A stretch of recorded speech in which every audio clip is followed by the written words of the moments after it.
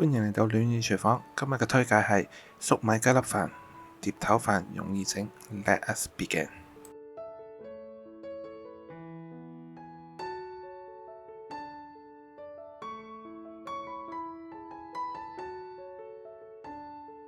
Hello，我係暖意廚房肥爸爸大叔。今日整嘅就係大叔的愛啊，粟米雞粒飯。等我都食下字。好簡單嘅，今日有雞、粟米忌廉、雞湯、少少麵粉。咁出面好多人呢就會話，就咁用罐粟米忌廉就去做。咁但係呢，我就中意用麵粉就整白汁，自己整個白汁再加佢。一陣會話俾你聽點解自己整嘅白汁都仲要加罐粟米忌廉落去。首先呢啲雞呢就要切粒啦，切一口 size 啊，即係一個手指頭咁大嘅 size 就容易啲食啦。咁叫雞粒。點解整粟米雞粒飯我唔整好多人揾嘅粟米肉粒飯呢？因為粟米肉粒飯其實係唔容易煮嘅。你睇好多食譜呢喺度教，係冇錯，個煮法係簡單，但係如果你個火候捉得唔好呢，個肉粒會柴嘅。咁但係雞粒呢，用雞髀肉呢就冇呢個問題嘅。咁你雞肉呢切咗細細粒，我哋一陣呢會調味落去醃咗佢先，跟住之後呢就去煎咗佢，煎香咗佢。先再落去個粟米肉粒嗰度呢，咁佢本身呢就唔會煮好耐嘅，咁所以佢嘅肉呢一樣係好滑，同埋個火候容易控制。就算你真係過咗火少少，雞肉呢就唔覺嘅，肉粒呢就好覺。啲肥膏呢我就會撇咁啲啦，因為我用雪藏雞。雪藏雞呢，你解凍咗之後呢，就印乾水啦，最緊要乾身啲。咁你一陣去醃嗰陣時咧，就唔會話水溜溜，咁佢都吸唔到你嗰啲醃料啦。佢本身都已經吸滿晒水嚇。咁切一粒粒好簡單嘅啫。咁調味料咧就有少少同平時嘅唔同嘅。今次要落少少雞粉啦，落少少鹽啦、糖啦，呢啲基本啦。咁少少豉油。麻油要少少去整香佢嘅。咁跟住呢，就要有少少胡椒粉。因為呢，佢本身呢個餸呢就唔會點樣再落味嘅。落一陣你見煮嗰陣時都係會落一茶匙鹽同一茶匙糖喺成煲嘢入面，就係咁。所以個雞肉本身呢就要醃嗰陣時呢就要多少少味。如果唔係呢，你就成兜嘢呢就得個甜味，因為粟米呢，我一陣會用新鮮粟米係甜嘅，都幾好食嘅。咁麻油嗰啲落完之後啦，雞粉落完呢，就唔好落太多，因為你唔想佢好鹹嚇。你用跟我呢個份量落呢，5嚿雞髀肉呢夠噶啦。如果你話我唔使要煮6人份嘅，你煮4人份嘅，咁你扣翻1/3嘅份量啦。因為唔想話一陣成個嘢突然之間你食個雞好鹹，但係個芡啊其他嘢呢就比較淡，咁個味就唔均衡。你胡椒粉少少，鹽糖就跟噶啦，落幾多鹽就跟翻幾多糖。落完之後呢，等佢一陣，跟住就先落生粉。因為如果你即刻落生粉，你落埋生粉即刻搞呢，個雞都根本未吸到啲味呢，你就已經用個生粉封咗佢啦。咁其實醃呢就效果會差啲噶。所以呢，最好呢，你如果你有呢，最好就係醃整攪勻佢之後呢，等1個鐘再落生粉呢，就仲入味。但係我呢，就要即刻要做俾你睇，我唔想話分太多段，因為呢個片已經比較長啦。佢唔係好難整，你睇完我成個影片之後呢，其實佢要你嘅時間唔耐嘅，你就差唔多就係呢10幾分鐘，咁咪諗半個鐘其實係煮完㗎啦。只不過係我要逐步俾你睇啦。揾保鮮紙包好佢，擺落個雪櫃度1個鐘咁啦。咁跟住之後呢，你就可以攞出嚟就煮噶啦。粟米呢，點解我用新鮮粟米呢？因為呢，新鮮粟米甜啲，同埋口感好好多。咁新鮮粟米呢，如果你買翻嚟呢，佢唔係已經剝咗嗰個衣嘅呢，咁佢上面會有啲粟米鬚噶。你嗰陣時呢，你要搣得乾淨啲嗱。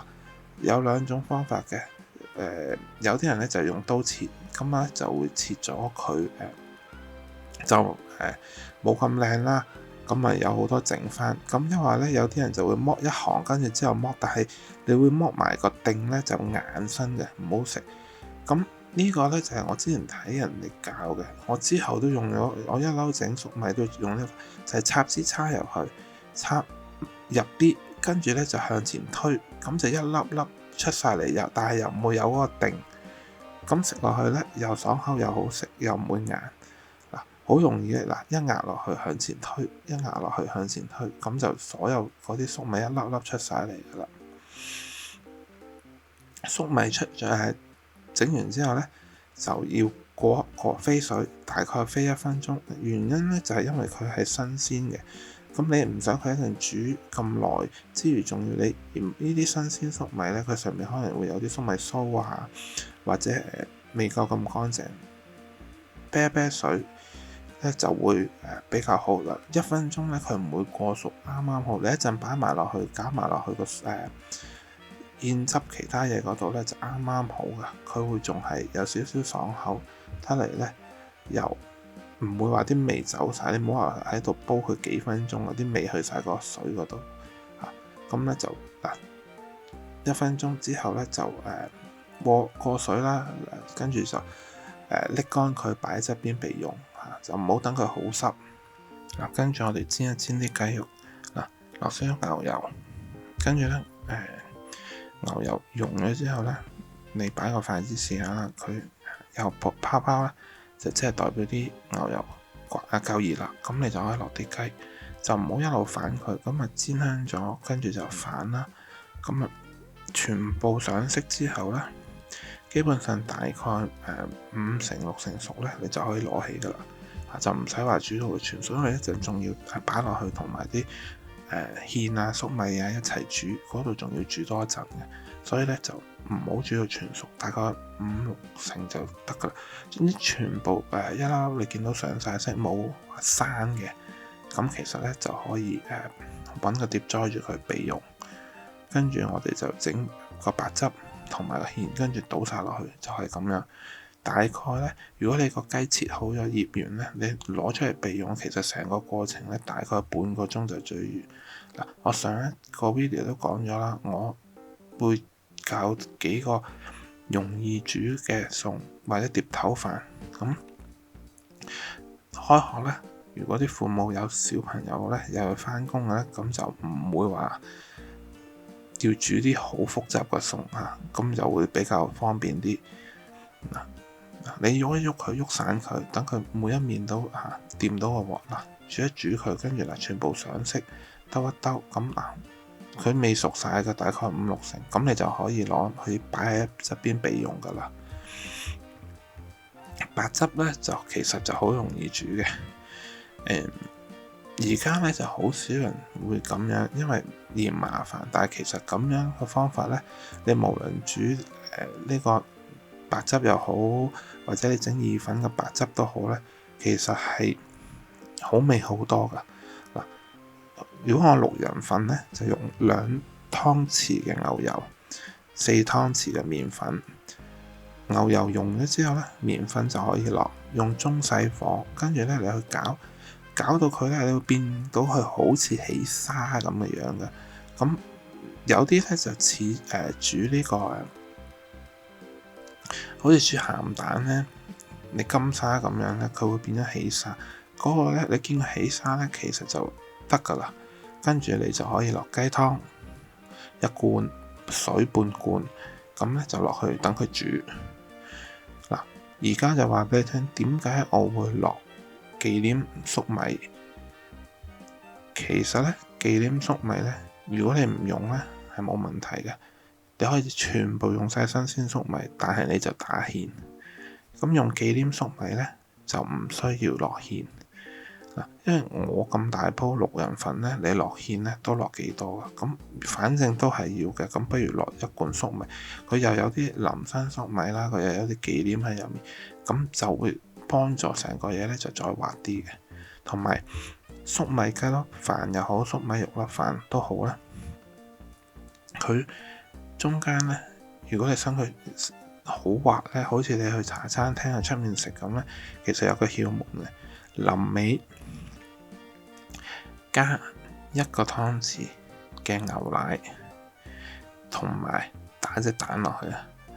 發現隻蛋打落去臨尾，咁嗰個成個芡啊，所有嘢咧都有滑有好味嘅。嗱，而家你見到佢好似起沙咁，其實唔係啊，已經得㗎啦。你煮多陣見佢起沙啦，落得雞湯，你唔需要再落味，因為你嗱雞湯有味啦，個雞你醃咗啦，咁係要補少少，因為呢度冇鹹味咧，你就要補1茶匙嘅鹽，就跟1茶匙嘅糖啊，鹽同糖永遠就跟住噶啦，咁就應該夠噶。咁你話喂，我唔使煮6人份啊，4人份，咁咪2/3咯嚇，咁咪差唔多半茶匙嘅鹽，半茶匙糖都好夠噶啦。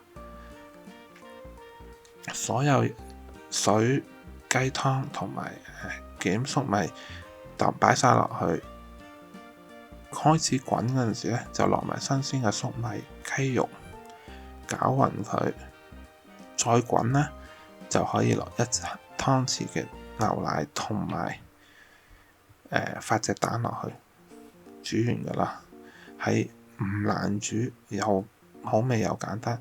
嗱，如果你要煮粟米肉粒呢，咁你呢就個步驟就唔同，醃完啲肉粒呢，其實要飛一飛水嘅，唔係飛咗水先醃，係要醃好咗跟住飛水。同埋我呢煮6人份就啱啱好一罐，如果你煮譬如4人份呢，就可能會有剩嘅，就唔好落咁多忌廉粟米啦嚇，因為你唔想睇，因為你已經有新鮮粟米嘅。咁你話點解我會煮6人份嗱？我2個大人2個細路一餐，咁2個大人再帶晏晝，所以我不嬲。你見我俾嘅食譜呢，如果煮中餐都係6人份嘅，因為我哋會帶晏晝。嗱，你見水滾啦，落得雞肉落完，雞肉落先落粟米，因為雞肉你驚佢未熟，所以就落雞肉先，跟住呢，之後呢就落粟米。攪一攪佢，基本上呢，之後再滾呢，咁你就已經可以上碟啦。你唔想落奶或者你唔想去再打隻蛋，冇問題㗎。奶我會建議落，如果你有嘅，最好就全脂奶。但係如果你話你冇奶或者你唔想打蛋，冇問題啦。你而家見佢已經夠結㗎啦，可以上碟㗎啦。嗱，就係咁簡單。我煮到，你哋都煮到。嗱，我希望你中意我 video 啦。如果中意我 video 嘅話，嗱，俾個 like，我訂閱我頻道，撳個鐘仔，同埋留言話俾我聽。你平時除咗呢一樣，你仲有乜嘢碟頭飯你哋會喺屋企煮，或者中意出去嗌嚟食嘅？留言話俾我聽，咁我攞啲意見，咁或者我會整出嚟俾你睇下，我整嘅同你平時食嘅又會唔會一樣啊？希望我下次煮嘢食嘅時候見到你哋啦。Thank you，拜拜。